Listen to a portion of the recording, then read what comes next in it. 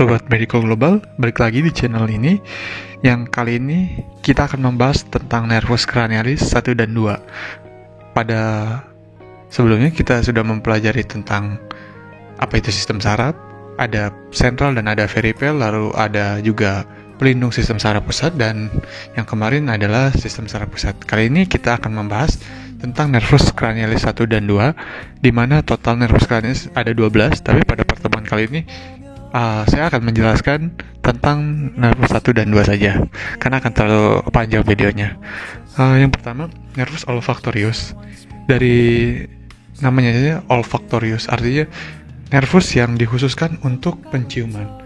Pada nervus ini, itu terdiri dari yang pertama adanya epithelium olfactorius di hidung, adanya villi olfactorius, lalu bulbus olfactorius dan tractus olfactorius, dan yang akhirnya akan berada di ujungnya itu di area kortikal, di paleokorteks, dan juga ada yang ke batang otak.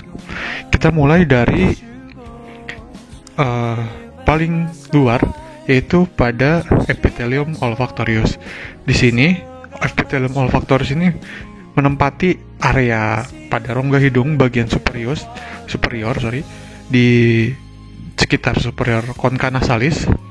Struktur ini mengandung sel reseptor, sel penunjang, dan glandula Bowman yang menghasilkan cairan serosa.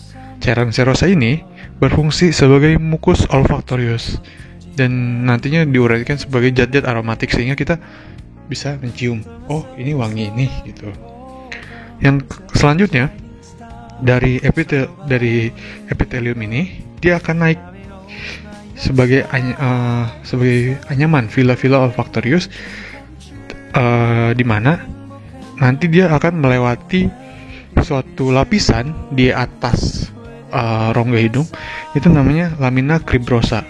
Lamina cribrosa ini seperti lubang-lubang yang tempat lewatnya si epithelium ini. Di sini dia sudah berubah menjadi suatu bulbus olfactorius.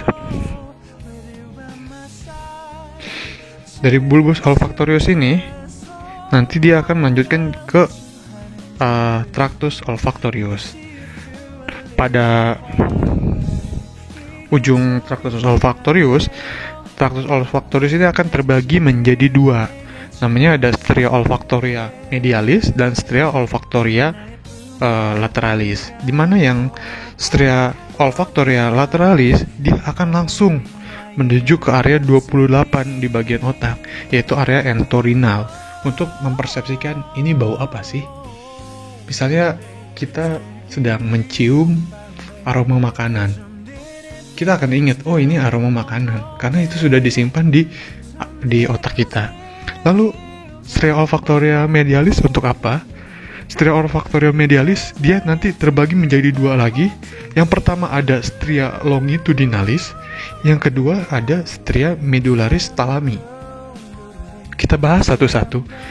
Stria olfactoria medialis yang menjadi stria longitudinalis, dia akan melingkari atau menyusuri dari hipotalamus, tetapi ujungnya dia akan sampai ke korteks 28 juga. Berbeda dengan stria medullaris yang thalami, dia akan di bawah hipokampus, nanti dia ujungnya akan ke nukleus, dari nukleus habenularis ke nukleus interpeduncularis, dan di ujungnya akan berakhir pada formatio reticularis di batang otak. Dia berfungsi untuk berasosiasi dengan nukleus salivatori, nukleus dorsalis nervus vagus.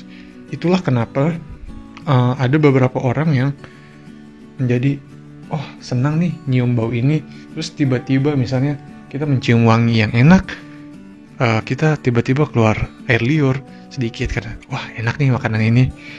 Seperti itu. Cukup sekian. Jika ada yang ingin berkomentar atau ingin ditanyakan, silahkan tulis di kolom komentar aja. Jangan lupa like, comment, and subscribe. Thank you.